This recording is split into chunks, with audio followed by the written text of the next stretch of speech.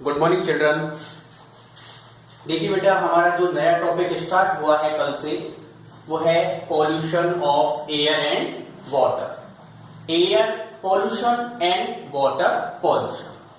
तो सबसे पहले तो एक टर्म हमें समझना जरूरी है कि पॉल्यूशन किसे कहते हैं। पॉल्यूशन क्या होता है? जब, या कह सकते हो, mixing of unwanted and undesirable substances is called pollution. किसी भी चीज में, चाहे वो एयर है, वाटर है, सॉइल है, किसी भी चीज में अनवांटेड और अनडिजायरेबल सब्सटेंसेस का मिक्स हो जाना, हार्मफुल सब्सटेंसेस का मिक्स हो जाना ही पॉल्यूशन कहलाता है। अब एयर पॉल्यूशन की हम बात करें, चलिए एयर पॉल्यूशन के बारे में हम डिस्कस करते हैं। एयर पॉल्यूशन, वही डेफिनेशन होगी एयर पॉल्यूशन की भी, कि एयर के अंदर जो हार्मफुल सब्सटेंसेस हैं उनका मिक्स हो जाना, और उन हार्मफुल सब्सटेंसेस को क्या कहा जाता है? पॉल्यूटेंट्स।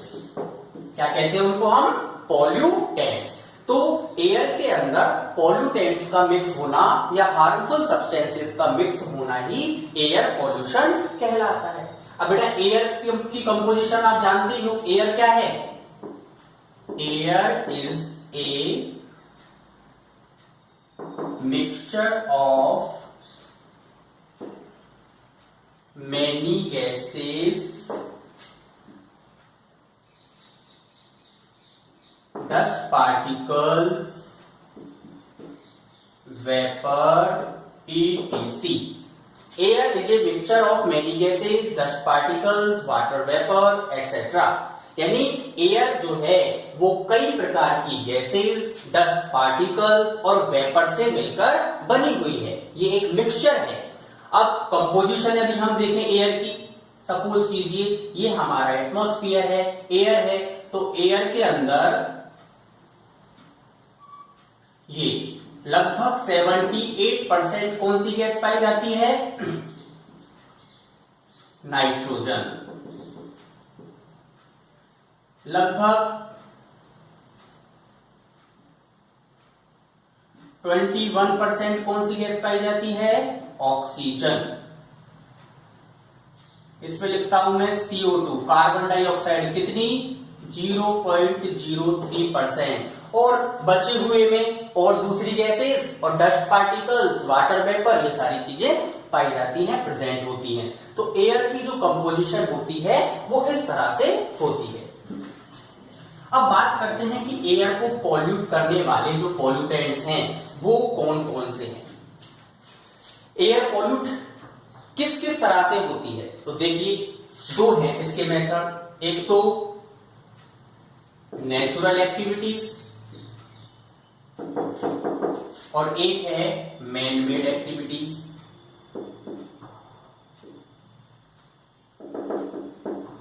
नेचुरल एक्टिविटीज और मैन मेड एक्टिविटीज। अब नेचुरली एयर पॉल्यूट कैसे होती है? आपने फॉरेस्ट फायर का नाम सुना होगा, एक नेचुरल फेनोमेना है।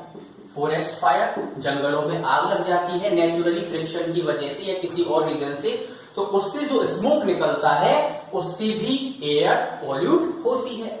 दूसरा,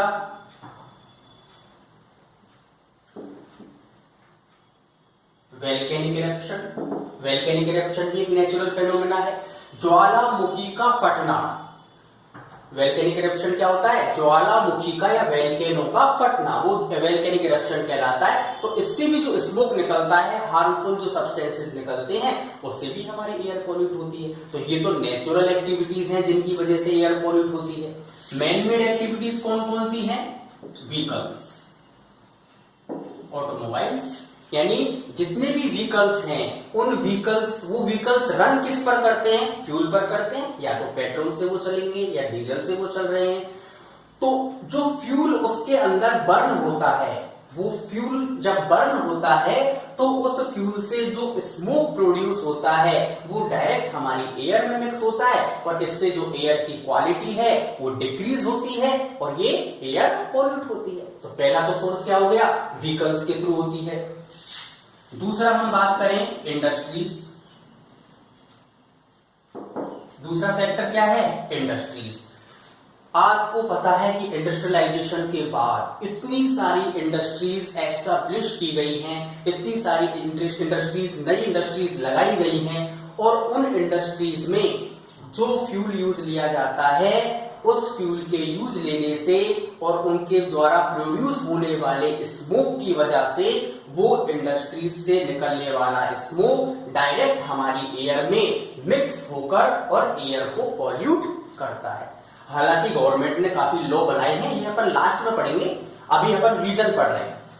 तो इंडस्ट्री से निकलने वाला स्मोक भी जो है वो लार्ज स्केल पर एयर को पॉल्यूट करता है।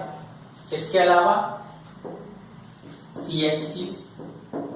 CFCs यानी क्लोरोफ्लोरोकार्बन, ये जो हमारा एयर कंडीशनर होता है, एयर कंडीशनर, रेफ्रिजरेटर है, ये जो है इनसे प्रोड्यूस होने वाला एक सब्सटेंस है जिसे कहेंगे हम क्लोरोफ्लोरोकार्बन, CFC।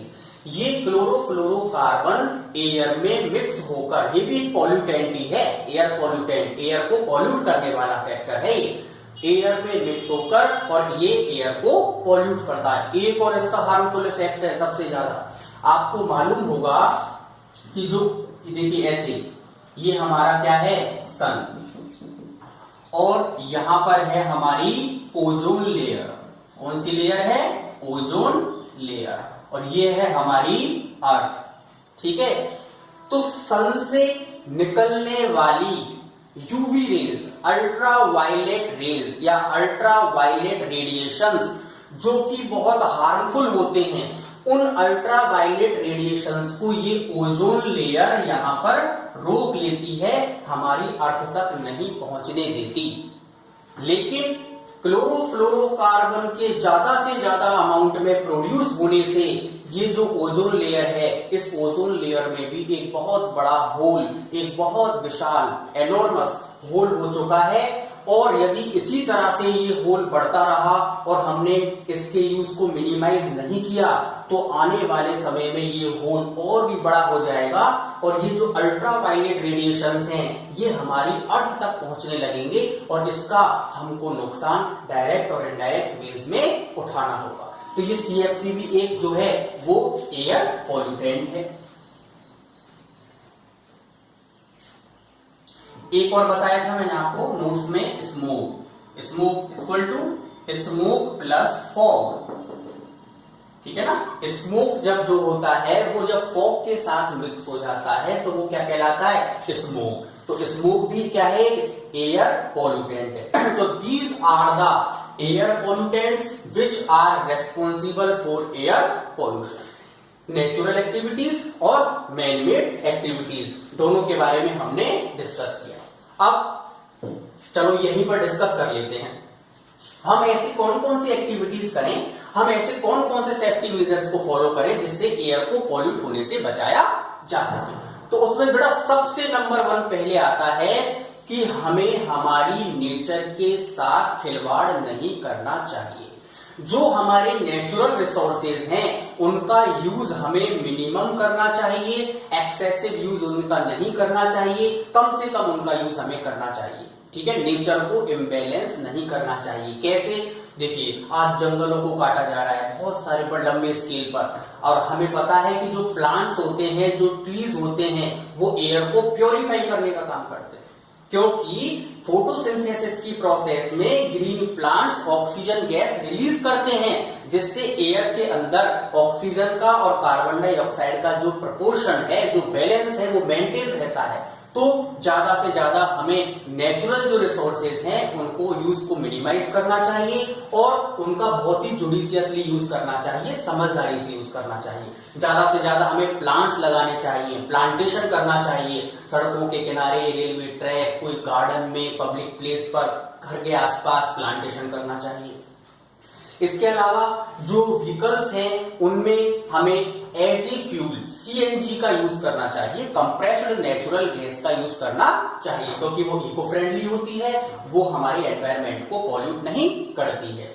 इसके बाद जो इंडस्ट्रीज को लेकर के गवर्नमेंट ने जो रूल्स बनाए हुए हैं, जो लॉज बनाए हुए हैं, उन्हें स्ट्रिक्टली फॉलो करवाना चाहिए। बहुत सारे ऐसे लॉज बनाए गए हैं कि इंडस्ट्री को उन्हें फॉलो करना चाहिए और गवर्नमेंट को भी स्ट्रिक्ट पॉलिसी और बना करके और उन्हें फॉलो करवाना चाहिए। और हमें हमारे घर के आसपास सफाई रखनी चाहिए। और कुछ जनरल बातें हैं, जैसे हम सिग्नल पर खड़े हुए हैं हमारे व्हीकल के साथ, तो हमें व्हीकल ऑफ कर देना चाहिए, हमें बहुत ज्यादा तेज स्पीड से व्हीकल नहीं चलाना चाहिए, और हमें टाइम टाइम पर हमारे व्हीकल्स की सर्विसिंग वगैरह करानी चाहिए। ये जनरल बातें हैं। और घरों पर भी जो डोमेस्टिक यूज किया जाता है एज ए फ्यूल, वहां एलपीजी का यूज करना चाहिए, लकड़ी या कोयले का यूज नहीं करना चाहिए। तो ये कुछ जनरल चीजें हैं जिनको फॉलो करके एयर पोल्यूशन को कम किया जा सकता है।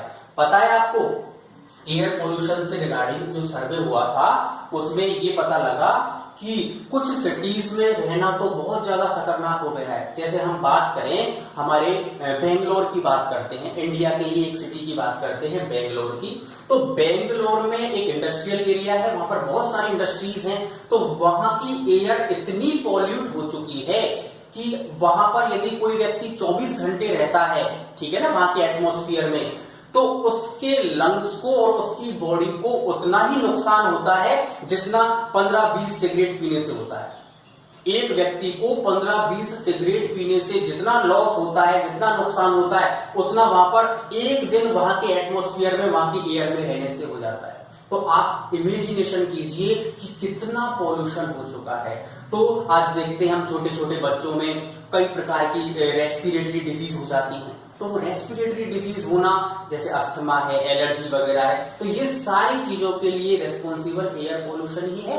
तो हमें इसके यूज एयर पोल्यूशन को कम से कम करना चाहिए और हमें उन सभी सेफ्टी मेजर्स, उन्हीं सभी प्रिकॉशंस को हमें फॉलो करना चाहिए जिससे हम एयर को पॉल्यूट होने से बचा सके। आगे का डिस्कस हम बेटा नेक्स्ट वीडियो में करेंगे। Thank you.